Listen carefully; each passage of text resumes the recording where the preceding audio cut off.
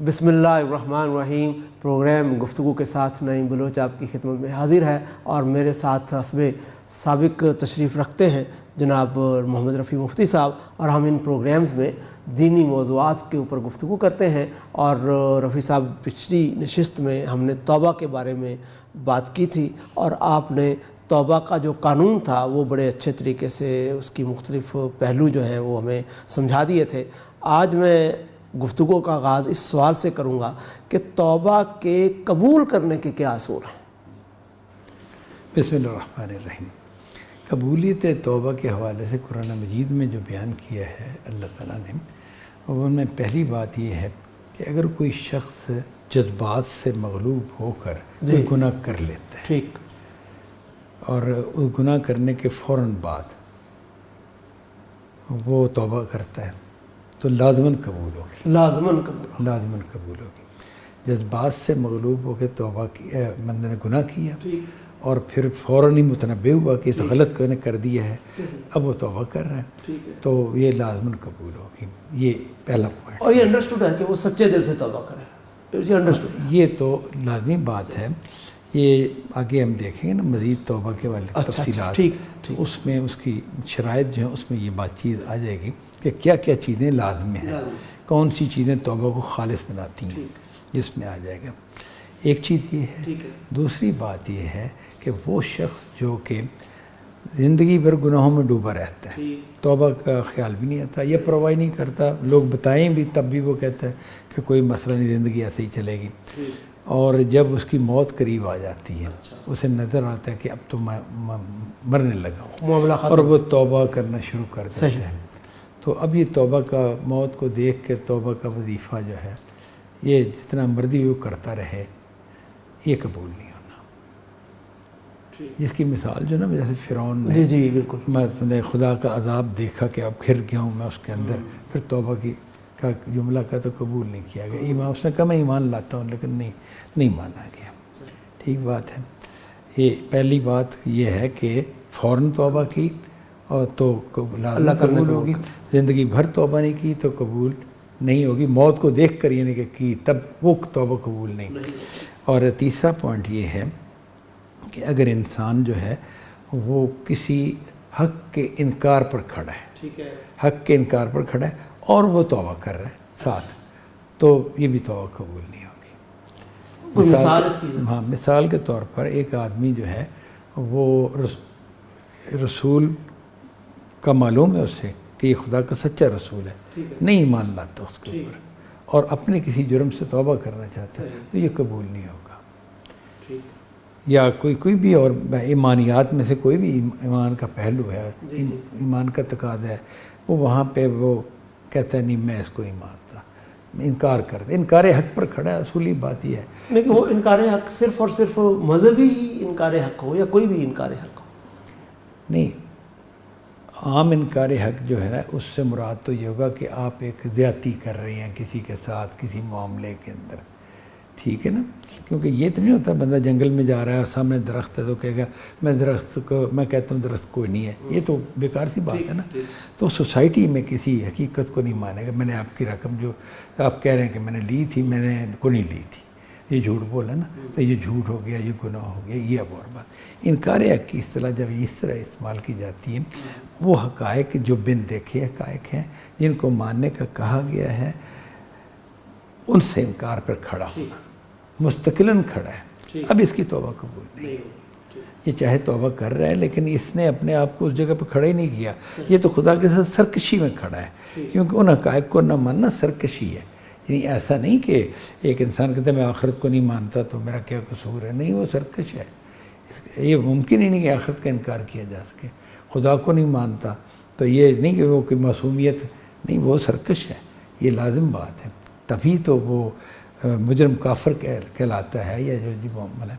तो अब इस तरह की शख्स का कहे कि मैंने ये गुनाहों से तौबा की, तो ये तौबा खुदा के यहाँ कोई वैल्यू नहीं रखती। ये पॉइंट है। अच्छा, और अगर किसी शख्स से गुनाह सरदद हो जाए, यानी इस तीनों पॉइंट्स के बाद भी ये है कि किसी शख्स से कोई गुनाह सरदद हो गया और अब उसे चाहिए कि वो फ़ौरन तौबा करे, لیکن اس نے فوراً نہیں کی. جیسے وہ پہلی صورت میں کہا نا فوراً توبہ کرتا ہے تو قبول ہو جاتی ہے، لیکن فوراً توبہ نہیں کی، دیری کر دی، کوتاہی کی، لیٹ کر دیا معاملے کو. تو اب اس کا کیا معاملہ ہے؟ اس معاملے میں قرآن مجید خاموش ہے، واضح طور پر کوئی بات نہیں کہی. عمومی طور پر یہ ایسی آیات تو ملتی ہیں کہ اللہ کی رحمت سے نا امید نہ ہو، سارے گناہ معاف کر دیتا ہے، یہ جنرل آیات ہمیں ملتی ہیں. اللہ غفور الرحیم ہے، یہ بھی ملتا ہے ہمیں قرآن مجید میں. لیکن یہ بات کہ جس شخص نے مطلب گناہ والی زندگی گزارنے کے 10 سال بعد توبہ کی تو اس کا کیا معاملہ ہے؟ یا مطلب ایک جرم کسی زمانے میں کیا تھا، پھر اس کے بارے میں بے نیاز لاپرواہ رہا، کوئی پرواہ نہیں کی، لیکن 5 سال بعد، 7 سال بعد یا کچھ عرصہ بعد اس کے ذہن میں آیا کہ نہیں وہ غلط تھا تو میں ایسے توبہ کرتا ہوں. تو نہیں، قرآن سے نہیں پتہ چلتا کہ یہ معاملہ اب اس کا کیا ہوگا، توبہ قبول ہوگی کہ نہیں ہوگی. یہ معاملہ تو نہیں ہوا کہ وہ موت تک جا پہنچا، موت سے تو پہلے ہے، لیکن توبہ کو اس نے ڈیلے کر اور شعوری طور پر ڈیلے کیا. ہاں، اسے پتہ ہے مجھے کرنی چاہیے اور نہیں کی اس نے. اب یہ شخص جو ہے جب قرآن نہیں بتا رہا تو اس کا معاملہ ایسے لگتا ہے کہ امید اور خوف کے مابین، ٹھیک ہے نا، یہ ہی رکھنا چاہا ہے اللہ تعالیٰ نے کہ یہ شخص امید بھی رکھے کہ میں توبہ تو کر رہا ہوں، اب میں بعد آ گیا ہوں، میں نے اپنی اصلاح کر لی ہے تو اللہ کو مطلب مجھے معاف کر دے، ورنہ میں کہاں جاؤں گا. تو امید ہے کہ معافی مل جائے گی، لیکن ڈر ہے کہ بھی خدا نے کو وعدہ تو نہیں کیا کہ لازماً معافی مل جائے گی. جب ایسا ہے تو ایک خوف کی کیفیت ہے کہ جو انسان پر طاری رہے گی. یہ خدا چاہتا ہے کہ یہ طاری رہے. اور اس میں ایک بڑی اہم بات یہ ہے کہ جو قیامت کے دن شفاعت کے حوالے سے آتا ہے نا، کہ جو جن کے دل میں رائی برابر ایمان بھی ہوا یا اس سے زیادہ ایمان ہوا اور وہ اپنے گناہوں کی وجہ سے دوزخ میں گئے، ٹھیک ہے، تو ان کے لیے پھر شفاعت کا معاملہ اللہ تعالیٰ کریں گے، پیدا کریں گے. خدا کی رحمت یعنی شفاعت کی صورت میں ظاہر ہوگی.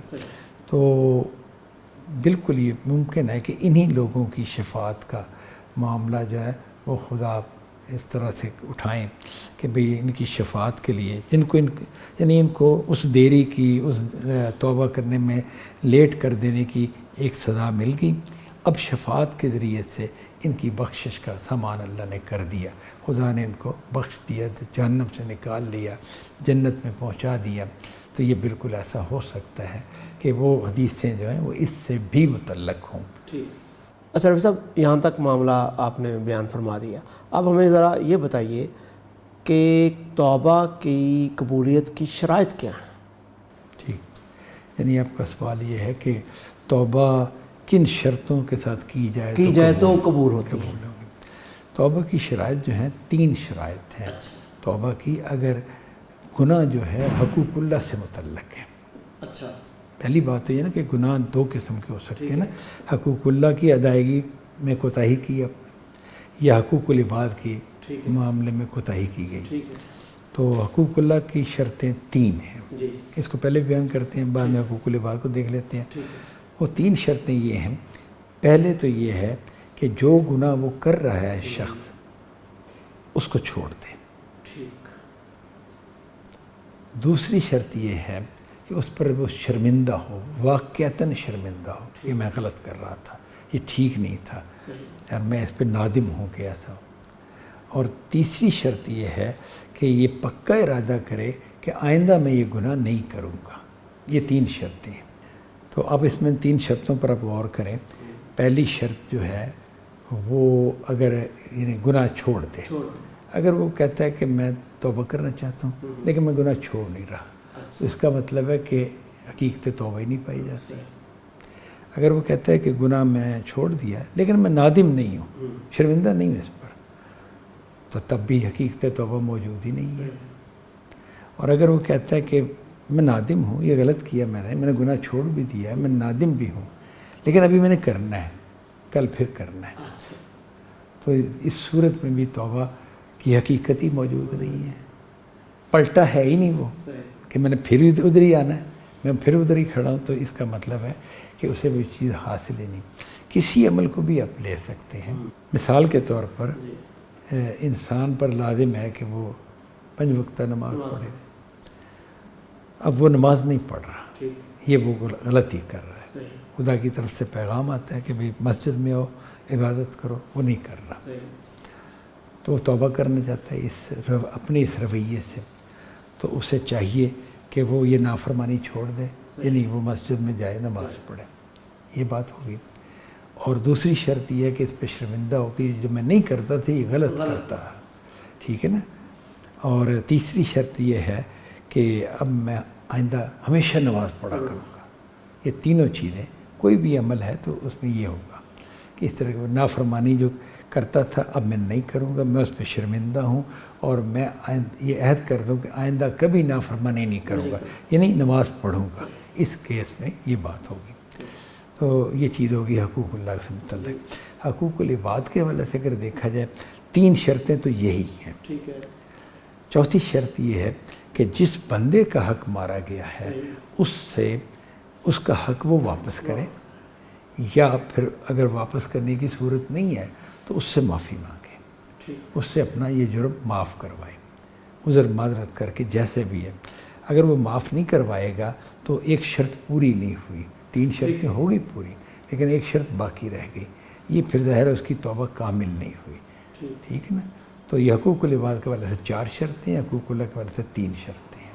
अच्छा, मैं चाहूँगा कि जैसे आपने हकूक़ुल्लाह के हवाले से एक मिसाल दी, यहाँ भी एक मिसाल ले लें और उसको ज़रा इस पर इतलाक़ करके हमें बताएं। जी, मिसाल के तौर पर कोई आदमी अगर किसी के साथ माली ख़यानत कर रहा है, ठीक है, तो माली ख़यानत कर रहा है, चोरी कर रहा है, या उसके अगर एक आदमी मुलाजिम है तो उसके गले से वो पैसे निकाल लिया करता है, हालांकि उसने उससे ज़िम्मेदार अमानत उसको सुपुर्द की है, लेकिन वो ख़यानत कर रहा है।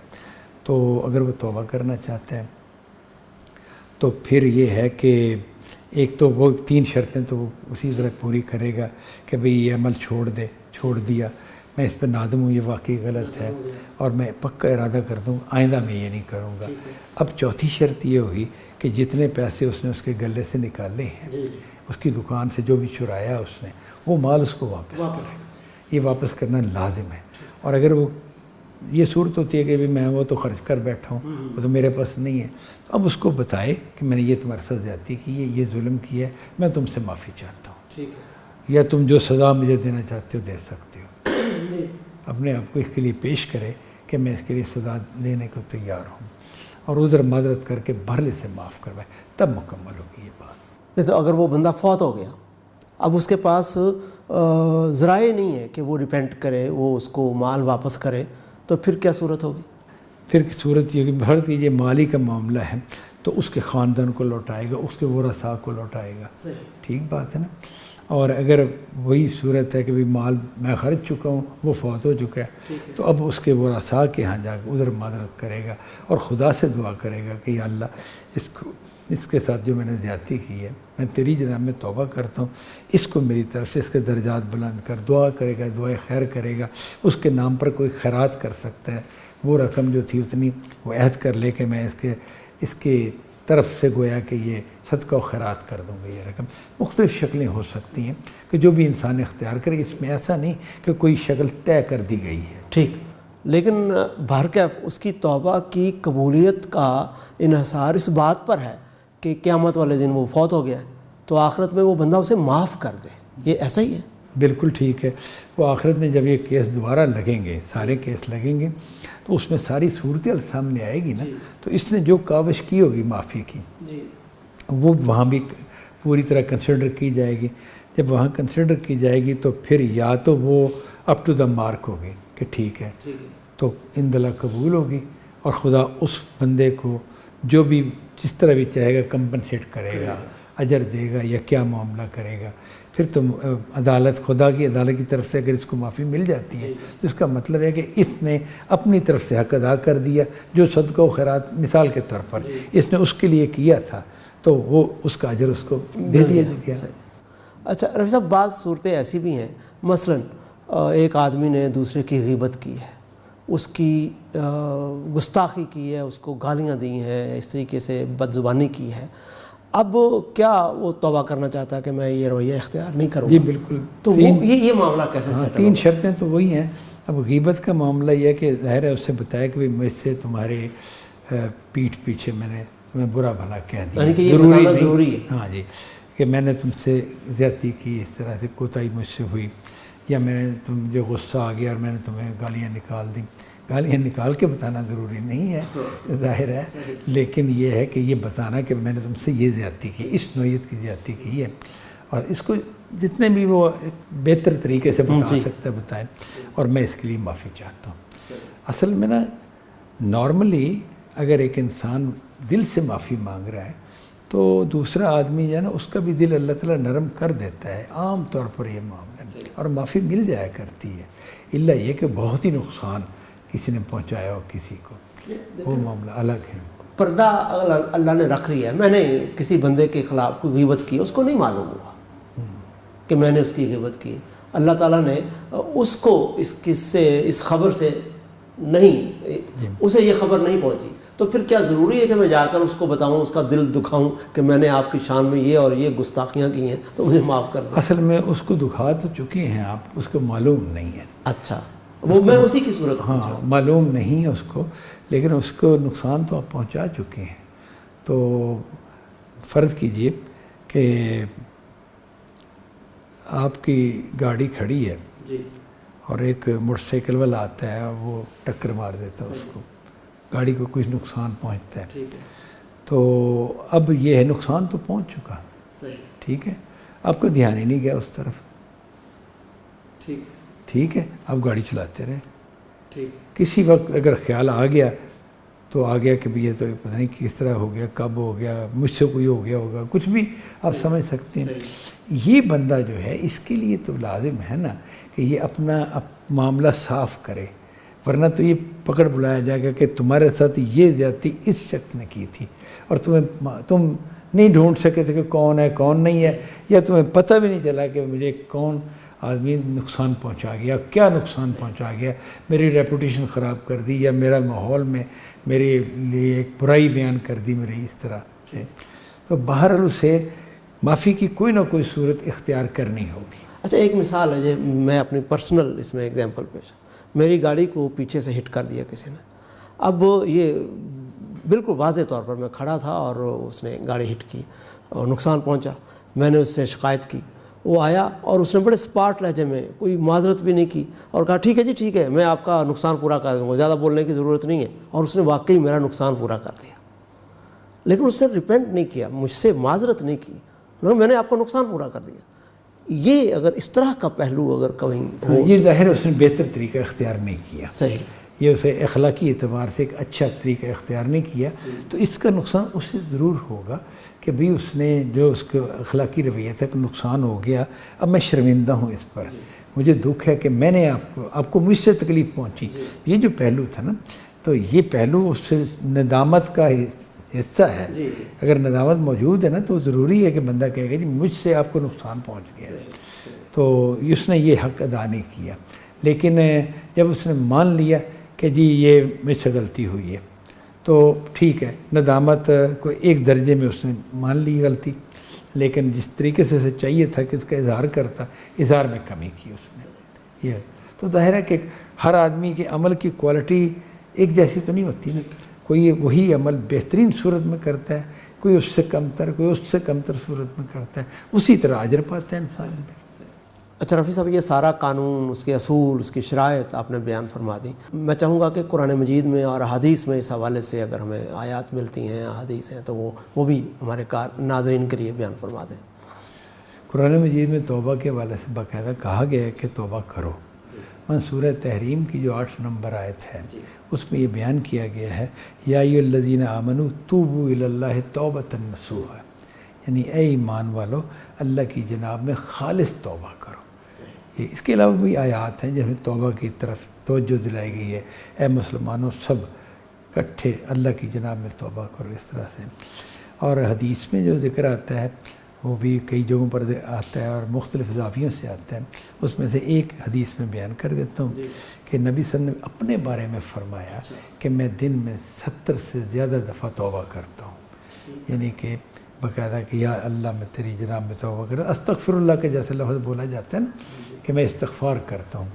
تو یہ نبی صلی اللہ علیہ وسلم نے کہا کہ ظاہر خدا کے ساتھ جب تعلق آدمی کا ہوگا تو وہ ذرا سی بات پر بس حساس طریقے سے خدا کی طرف پلٹے گا اور اپنی غلطی کو اگر وہ ایک طرح غلطی ہو گئی واضح طور پر، ایک غلطی اس طرح سے نہیں بھی ہوئی لیکن یہ خیال کہ شاید میں نے معیار سے کم درجے پر عمل کر دیا ہو، اس سے مجھے بہتر کرنا چاہیے ہو، تو نبی صلی اللہ علیہ وسلم خود بتاتے ہیں کہ میں دن میں 70 سے زیادہ دفعہ توبہ کرتا ہوں۔